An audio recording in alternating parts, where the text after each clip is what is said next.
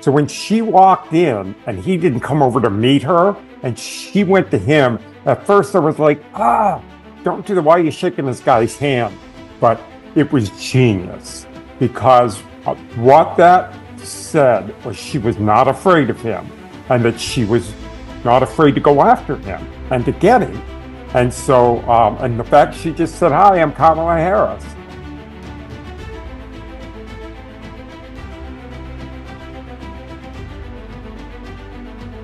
I was listening and reading everything.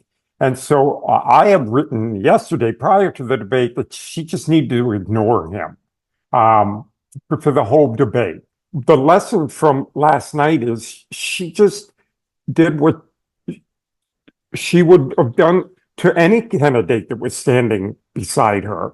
You know, we feel like Donald Trump, we have to make all of these accommodations for. She didn't do that last night. She had somebody she was running against, and she went after him. For the most part, she did ignore his lies.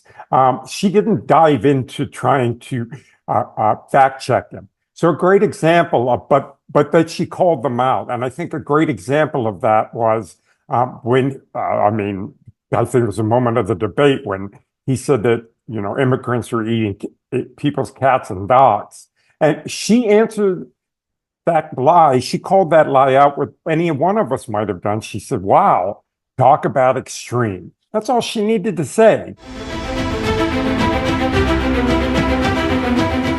The column I wrote yesterday, I compared it to when Al Gore, who was the last sitting vice president to run for president.